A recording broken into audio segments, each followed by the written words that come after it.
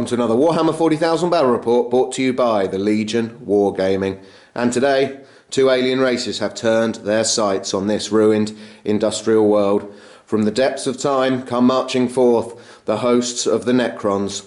Their newly awakened harvest fleets are moving through this region of space, reclaiming these planets for their rightful rulers, the ancient Necron dynasties. Meanwhile, the next sphere of expansion of the Tau Empire approaches. This region must be brought under the control of the Empire, and any that stand in their path must be overcome for the greater good. With no hesitation, both sides advance across the surface of this world, determined to annihilate each other with a single, overwhelming strike to the heart of the enemy forces. The battle today is 2,000 points. It is Tau Empire versus Necrons. An eternal war mission. It is the Emperor's will, with hammer and anvil deployment. Let's take a look at the armies. This 2,000 point Tau Empire army is battleforged and is a Hunter Contingent detachment with a Hunter cadre as its core formation, led by a commander piloting an Iridium battlesuit. He has a multi-spectrum sensor suite, a command and control node, the Puretide Engram neurochip, and he also has stimulant injectors. He is backed up by a cadre Fireblade, who is leading 3 strike teams, each of 10 fire warriors with pulse rifles. This cadre also contains an XV8 crisis team of 2 suits, both with 2 plasma rifles and a fusion blaster. They have also brought along 2 shield drones, and then we have more battle suits in the form of 2 XV88 broadside teams. Both of these teams contain 2 suits, and the suits are equipped with high yield missile pods and smart missile systems. Both teams also have 2 missile drones.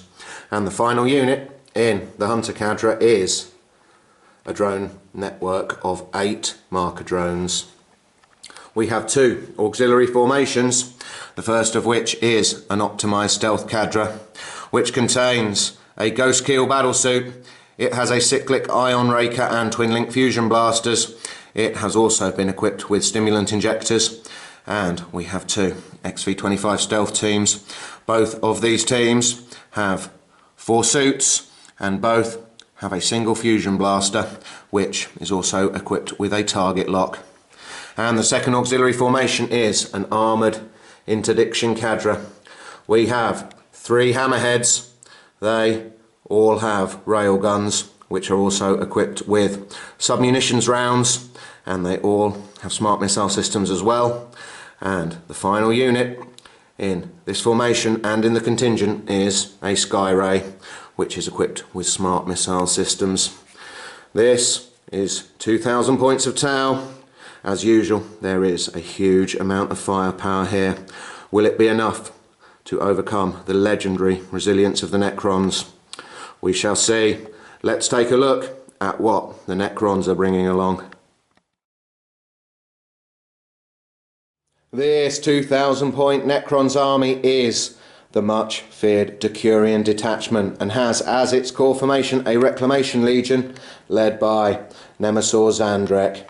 He has brought along 10 Immortals with Gauss blasters and 4 squads, each of 10 Necron warriors.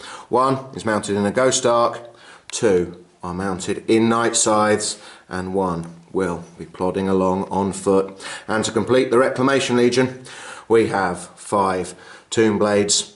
They have particle beamers.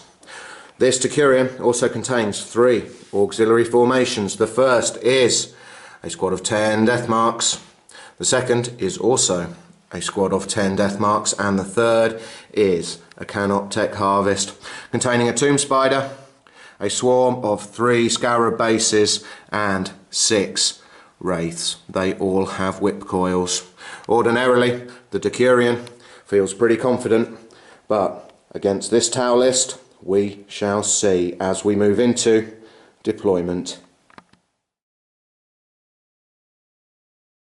And the armies have deployed with the Necrons marching forth. In the centre we've got Zandrek. He has joined a squad of 10 warriors and he is supported to his left by a squad of 10 immortals. On the Necrons' far left flank we've got the Tomb Blades zipping through this ruined Manufactorum building, while on the right flank we have the entire Canoptech harvest, the Wraiths, the Scarabs and the Canoptech Spider. Meanwhile, hovering menacingly over the objective in the Necrons deployment zone we have the sinister form of the Ghost Ark containing 10 warriors. But the Necrons have left a lot in reserve. We have both Night Scythes containing warriors and both squads of 10 death marks waiting to deep strike. Meanwhile, the Tau have sent a clear message to the Necrons, and that message is, if you want to claim this objective, please feel free to march forward into our killing ground.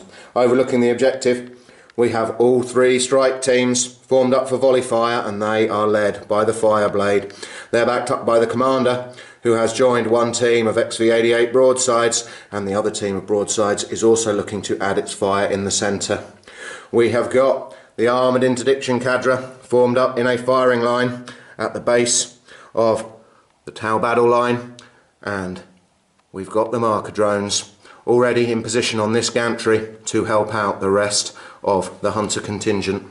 On the left flank, the Tau are looking to push forward, it seems, with the Ghost Keel supported by the Crisis team.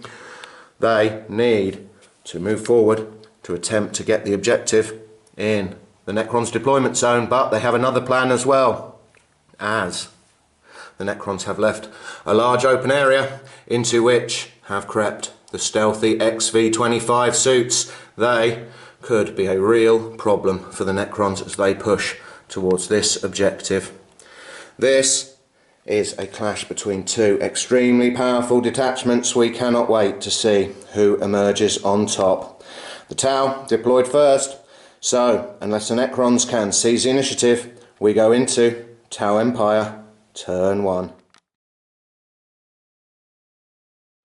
And with the roll of a 1, the Necrons have failed to seize the initiative and the Tau have completed their first movement phase. On their left flank, the Ghost Keel and the Crisis suits are moving forward, undaunted it seems by the Canoptech harvest rapidly approaching. In the centre, the commander has ordered his firing line to hold position and prepare to give fire. The only other movement from the Tau came from the XV25 stealth teams. It looks like they have decided to target the Tomb Blades rather than commence their advance upon this objective. We shall see as we go into Tau Empire shooting phase turn 1. End of Tau shooting phase turn 1, and the Tau have realised that with only 2 objectives on the table, the bonus points in this scenario could be crucial, so they first set about achieving first blood. The marker drones lit up the Scarab bases with 4 marker lights, and then one team of XV88 broadsides obliterated them with a hail of missiles, earning that crucial bonus point for the Tau. Then the commander ordered an impressive display of coordinated firepower. The Fire Warriors have been ordered to volley fire by the Fireblade, and they targeted the Canoptech race. They were joined in their fire by the commander and his team of XV88 broadsides, and by the advancing Ghost Keel and Crisis team. All of these units benefited from the commander's multi-spectrum sensor suite and his command and control node, but it is a testament to the toughness of the Canoptech race that 2 survived that volley. The surviving 2 wraiths were then targeted by the armoured interdiction cadre. Thanks to their interlaced targeting grid, they got 3 solid hits with their railguns, but the Tau looked on in dismay as all 3 of the hypersonic slugs passed harmlessly through the incorporeal forms of the 2 surviving wraiths.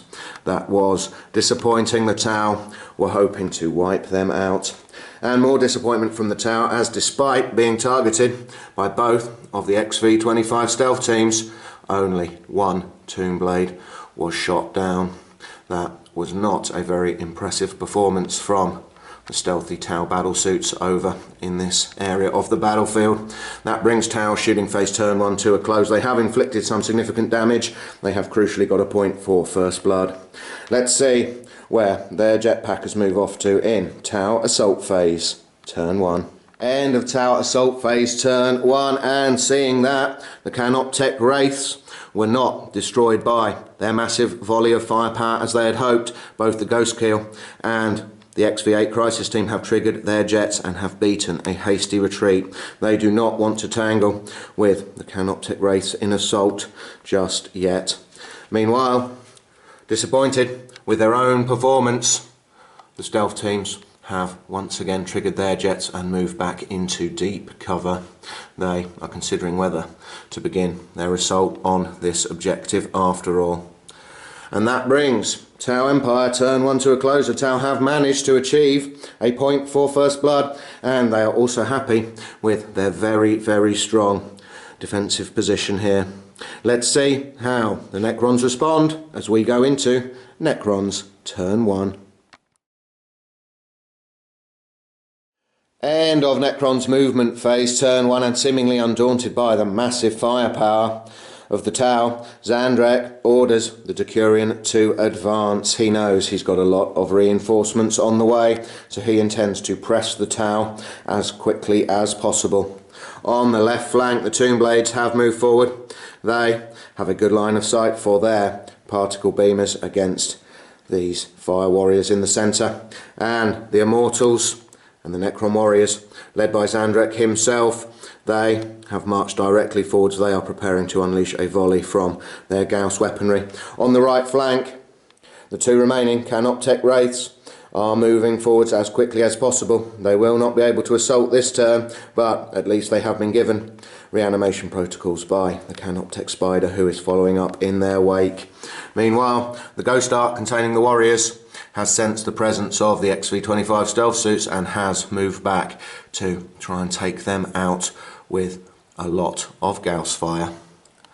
We shall see if the Necron's firepower can do something to reduce the huge amount of shots coming out of this Tau battle line as we go into Necron shooting phase turn 1. End of Necron shooting phase turn 1, and the line of fire warriors have begun to take casualties. The central team has lost 4 members to fire from the Immortals and the warriors that are advancing towards them, and this team on the left wing of their firing line has also lost 4 fire warriors from fire from the Tomb Blades particle beamers.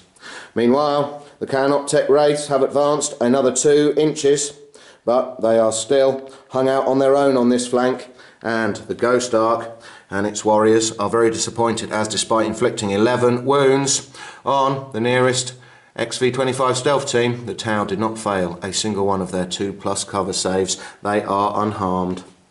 With no assaults, that brings Necrons turn 1 to a close, and they are going to have to weather another round of devastating Tau firepower as we go into Tau Empire turn 2.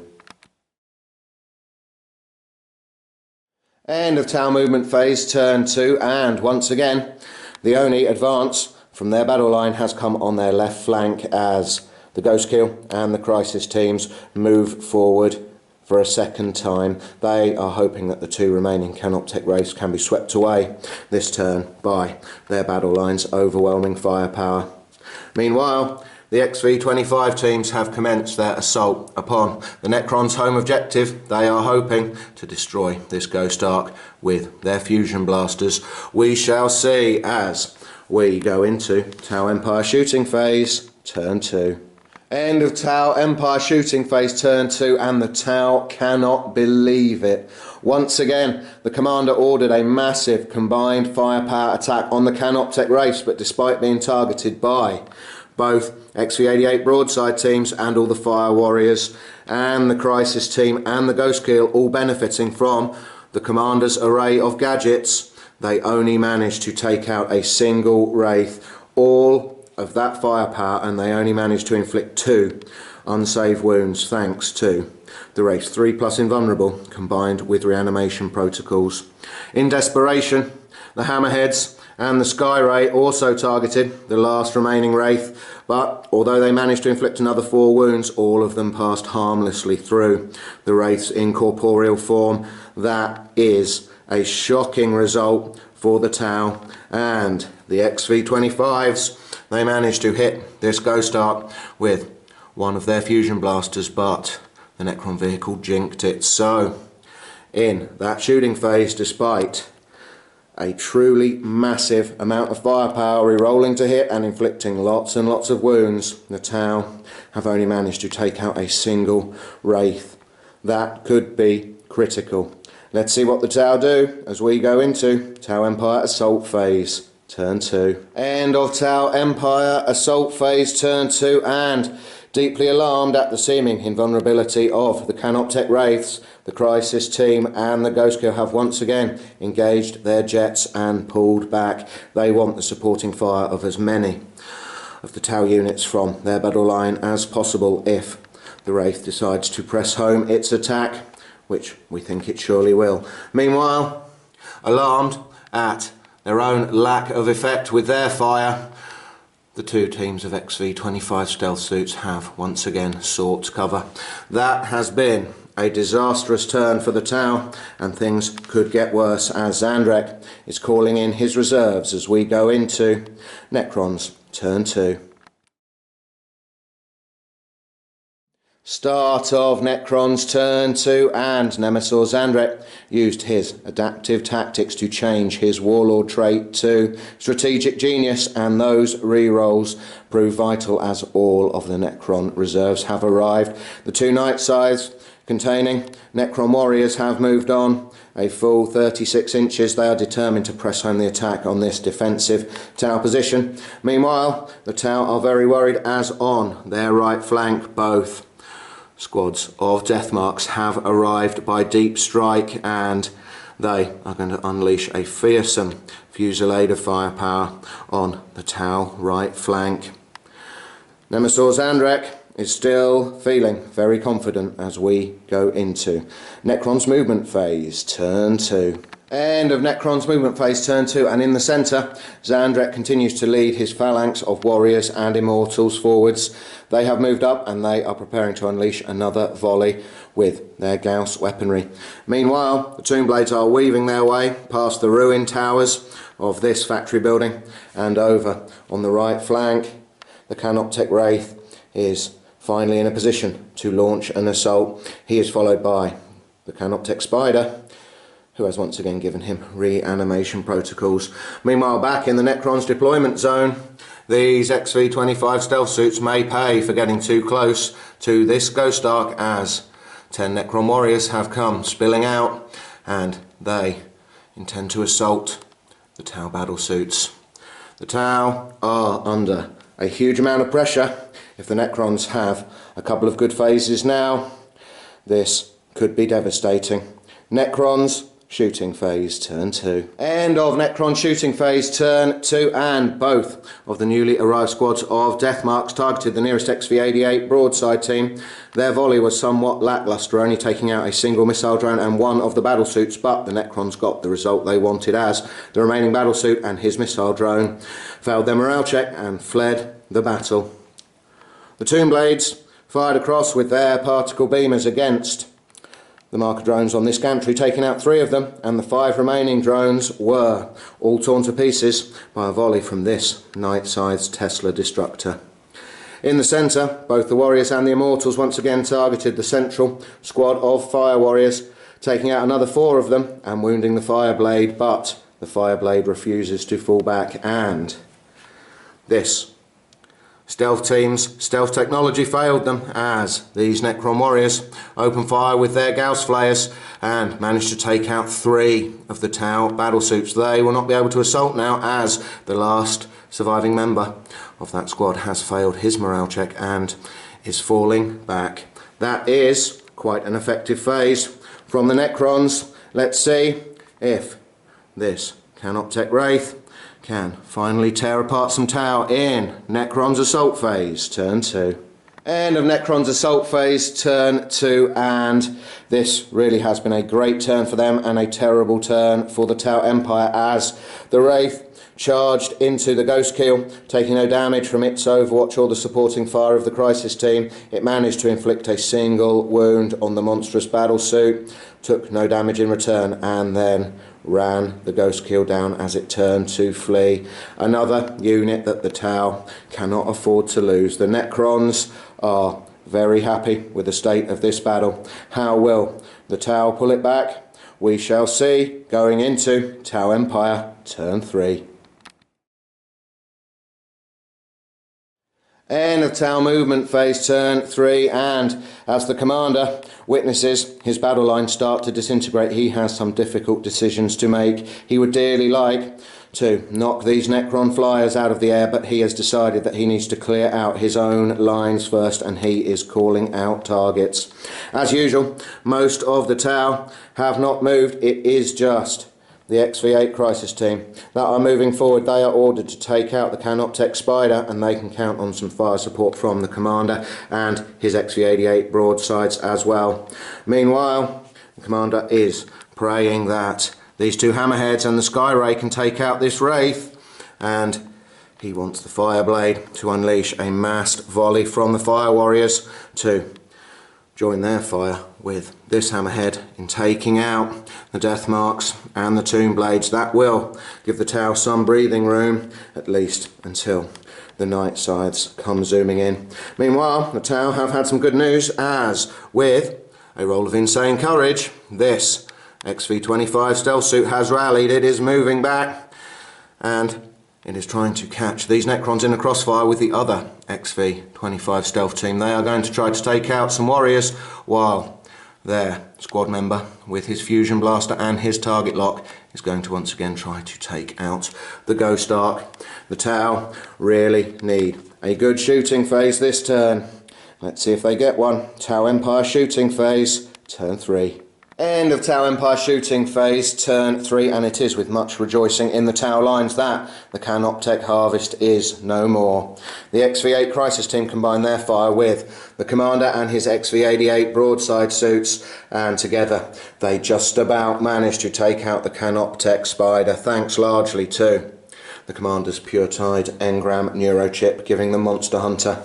And once again, the last surviving Canoptech Wraith seem to be untouchable, as the 3 twin-link smart missile systems on the 2 hammerheads and the Sky Ray managed to do no wounds at all. But thankfully, one of the heavy rail rifles managed to connect with a solid slug, and the Canoptech construct was torn to pieces. The Tau rejoice, as the Canoptech harvest has caused them a lot of problems so far in this battle.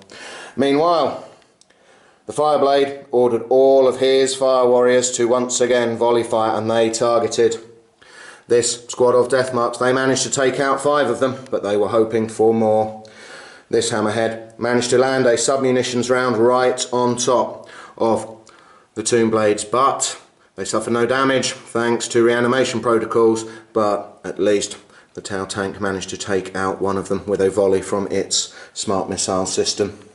Meanwhile, the crossfire of burst cannon from the XV25 stealth suits managed to take out a single Necron warrior, but again they have proved extremely resilient.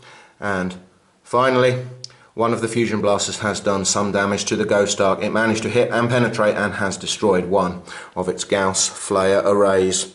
This has been a better turn for the Tau, but it still looks like the Necrons have a strong advantage in this game. Let's see where the Tau battlesuits move to in Tau Assault Phase, turn 3. End of Tau Assault Phase, turn 3, and it looks like these XV8 Crisis suits have decided that their advance has been held up long enough. They have triggered their jets and leapt forward. Their original plan was to contest the Necron's home objective. Looks like they are finally going to move forwards and do that. Meanwhile, this stealth suit, he has moved forward 7. He is trying to draw these Necron warriors away from his comrades. They have only managed to move back 5. It does not look like that is far enough to save them from the retribution of these Necron warriors. That brings Tau Empire turn 3 to a close. Let's see what the Necrons do in Necrons turn 3.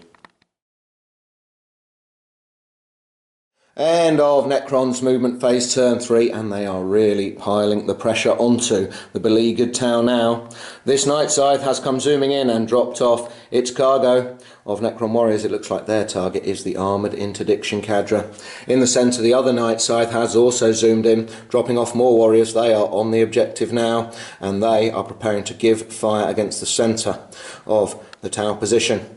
Zandrek is moving up behind them with his warriors, and he has changed his warlord trait. He now has target priority. That could help the Tau out a lot during their shooting phase.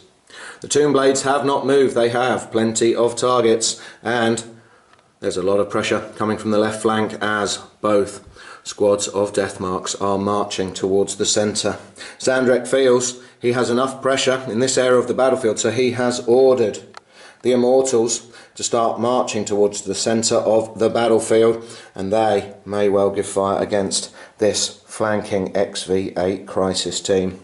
Meanwhile, the Ghost Ark has moved over to once again hold this objective. It is hoping to take out this XV25 stealth suit with its Gauss Flare array, and the squad of Necron warriors, they are going after the other XV25 stealth team. They are going to give a volley with their Gauss flares and possibly follow that up with an assault. We shall see as we move into Necron shooting phase turn 3. End of Necron shooting phase turn 3, and it has been another excellent phase for the Necrons. Despite firing at long range, the Immortals somehow managed to shoot down both shield drones and one suit. From this XV8 team, there is only one XV8 crisis suit left, but at least he has passed morale. Zandrek ordered his squad to target this team of fire warriors, cutting down 3 of them, and in the centre, the newly deployed Necron warriors easily cut down the 2 remaining fire warriors who were acting as a bodyguard to the Fireblade, who has also gone down. The Tomb Blades fired very accurately, taking out 8 fire warriors from this strike team, but the 2 survivors have passed morale. But the Deathmarks were the only disappointment during the Necron shooting phase. They all targeted the commander and his broadside bodyguard. They only managed to inflict a single wound on the commander himself, but then it was back to form for the Necrons as these newly deployed warriors managed to wreck one hammerhead with their first volley, and the 2 Night Scythes combined their fire to target the Skyray. The Skyray elected not to jink, and it has been lucky it's only taken a single glancing hit, but the Necrons really are swarming all over the position that once was the Tau battle line. Meanwhile, all the way down the other end of the battlefield, this stealth suit managed to survive a volley from the Ghost Ark's Gauss Flare array, but these XV25 suits are falling back. They lost one member of their team to a volley from these Necron warriors. It was too much for the remaining 3 battlesuit pilots. They are trying to run, but they are still in an easy charge range of these warriors as we go into Necron's assault phase turn 3. End of Necron's assault phase turn 3, and the Necron warriors successfully made their charge into the XV25 stealth team, who rallied, and the Tau have fought back. They have not managed to down any Necron warriors, but they have not lost any more members of their team. They remain locked, and that marks the end of the Necron's third turn. They are very happy with the way this battle is progressing. The Tau are going to have to pull something very special out of the bag to get back into this. Let's see if they can do it. Tau Empire, turn 4.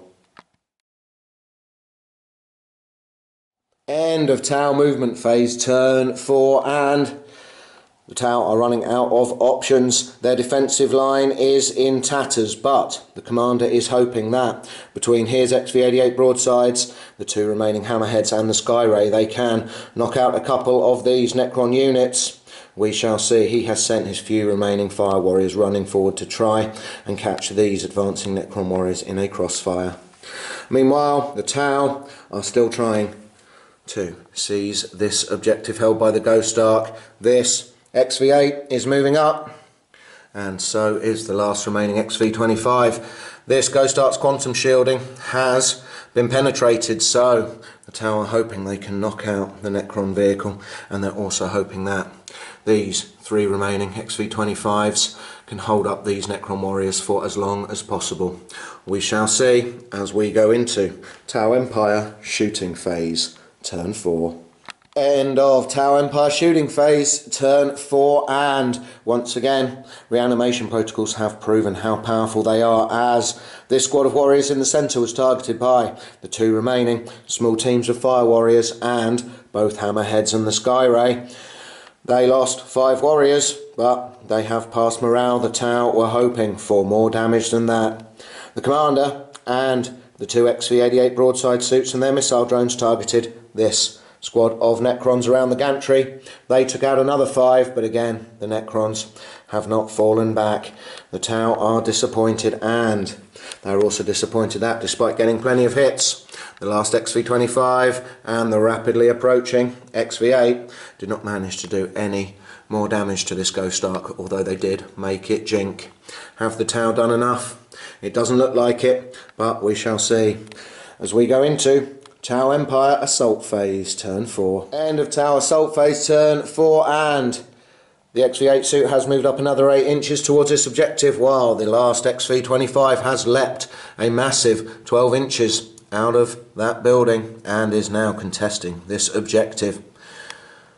More good news for the Tau, as these Necron warriors could inflict no damage on these stealth suits. The stealth suits did nothing in return, but they are locking up that unit, and that is good news. But the Tau are apprehensive as we move into Necrons turn 4. End of Necrons movement phase, turn 4, and the Undying Legions are really going for the jugular now. Both Night Size have left combat airspace. Doubtless they are even now banking round to perform another run over this battlefield, but in the meantime the Necrons are looking to annihilate all of the remaining Tau. These 5 warriors have advanced. They're going to try and take out another hammerhead. Meanwhile in the centre, Zandrek and his warriors are now on the objective. They are going to be giving fire, while the 5 warriors remaining from the squad that was dropped off by the other Night Scythe are going to eliminate these last 2 fire warriors. The Tomb Blades have held position once again. They are going to throw their fire into the ever diminishing line of Tau, and the death marks are still moving forwards. They intend to unleash another volley from their synaptic disintegrators, this time in the hope of doing serious damage to the commander and his broadside suit bodyguard. Meanwhile, the Immortals are moving back. They have spied this XV-8 making a run on the objective. They are going to try and cut him down, and the Ghost Ark has spun around to try and take out this XV-25 suit with its 1 functional Gauss Flayer array. Meanwhile, these warriors of course remain locked in assault. The Necrons are looking to finish this battle off as we go into Necrons shooting phase, turn 4. End of Necron shooting phase, turn 4, and the Necrons have inflicted some damage, but it has not gone all their way during this phase. These 2 fire warriors were cut down by the 5 Necron warriors with their Gauss Flayers, and the 3 remaining fire warriors over this side near this gantry building were taken out by the Tomb Blades. Then Zandrek and his warriors opened fire along with the death marks at the commander and his XV-88 broadsides. The commander tanked a lot of wounds, but he only has 1 wound remaining, and 1 of the XV-88s has gone down along with a missile drone, but they have passed morale. These warriors opened fire on this hammerhead, but despite the fact the Tau tank did not jink, they did no damage. They are going to try to finish it off with an assault. The Immortals all open fire with their Gauss blasters at this XV-8 crisis suit. They got 6 wounds, but the suit saved all of them. He is unharmed, as is this XV-25 that saved all 4 of the wounds inflicted on him by the Gauss Flayer array on the Ghost Ark. So the Tau have had a bit of luck with their saves. It's about time. Let's see how they get on in the assault phase. Will these XV-25s continue to hold off these Necron warriors? Necrons assault phase, turn 4. End of Necrons assault phase, turn 4, and this combat continues. The Necron warriors just cannot penetrate the XV-25 stealth armour, and in return the stealth suits cannot do any damage to the Necron warriors, but the important thing is they are still locked. And all the way down the other end of the battlefield, this squad of Necron warriors charged into this hammerhead and managed to inflict a single glancing hit. But the Tau seem to have had some luck towards the end of the Necron turn. Let's see if that continues going into Tau Empire turn 5. End of Tau movement phase turn 5, and we have an interesting development as this XV8 crisis pilot who is moving up has been on the communication channel to the commander, telling him that the Tau have a chance to complete their mission and seize the objective in the Necron's deployment zone. So he's moving up with his fusion blaster. The XV25 has held position to give fire as well. This Ghost Arc needs to go down, so the Tau have requested fire support and the commander has ordered it. Both hammerheads are going to give long range fire with their railguns to try and take out the Ghost Arc. This hammerhead has moved forward so that it is not attacked by these Necrons, and this hammerhead has held position. Meanwhile, the Tau want to try and push the Necrons back from their board edge. So the Sky Ray is going to try and take out these warriors, and the last broadside is going to try to take out some death marks. Meanwhile, the commander only has one wound left. His suit is badly damaged. He has hopped back behind the broadside in his squad for cover. As long as the Tau manage to hold this objective and the Necrons hold this objective and both sides get line breaker, which is looking likely, the Tau may just pull off a victory thanks to first blood, assuming of course they can keep their warlord alive. This game suddenly got very interesting as we go into Tau Empire shooting phase turn 5. End of Tau Empire shooting phase turn 5, and the Sky Ray turned all of its weaponry on these Necron warriors but did no damage at all. So the last remaining XV88 broadside launched a barrage of missiles at them, managing to take out 3, but the 2 surviving warriors refused to fall back. Meanwhile, the Tau's plan of destroying the Ghost Arc and seizing the objective in the Necron deployment zone has not come to fruition. The XV25 fired on the Ghost Arc with no effect. The XV8 did better, managing to get a penetrating hit with its fusion blaster, but the Necron vehicle jinked the shot. Then the 2 hammerheads opened fire at long range. They both hit and they both penetrated, but the Ghost Arc managed to jink one of the shots and the other result was stun. So the Ghost Arc still has 2 hull points remaining. It can't move, it will be firing snapshots, but it is still contesting this objective. That is disappointing for the Tau Empire. Let's see if this combat finally resolves as we go into Tau Empire Assault Phase turn 5. End of Tau Empire Assault Phase turn 5, and the XV8 suit has used its jetpack move to take cover behind this ruin building and join the XV25 contesting this objective. Meanwhile, this assault has failed to resolve once again, as yet again neither side has managed to inflict any wounds on the other. This battle is close in terms of objectives. In terms of forces on the table, the Necrons are still dominating as we go into Necrons turn 5. End of Necrons movement phase turn 5, and both night sides have returned to the battle, moving on at high speed and trying to cover as much distance as possible. They have their twin-link Tesla destructors trained on this hammerhead. Meanwhile, Zandrek is moving up in the centre with his warriors. There are still 5 from another squad as well, and he is ordering them to try and take out the other hammerhead with a huge volley of Gauss fire. Meanwhile, the death marks, they are tasked with dealing with the Tau commander and his last XV88. They may well be joined in their fire by the remaining Tomb Blades who have held position, and over on this flank the 2 remaining Necron warriors are going to have a go at knocking out the Sky Ray. Meanwhile, the Immortals are stomping back towards their own deployment zone. They are unhappy that they have not managed to deal with this XV8 suit yet, so they're going to have another go, and even though it'll be firing snapshots, this Ghost Arc wants to take out the XV25 25. We shall see. Those are both quite a big ask. Meanwhile, of course, this combat rages on as we go into Necron's shooting phase, turn 5.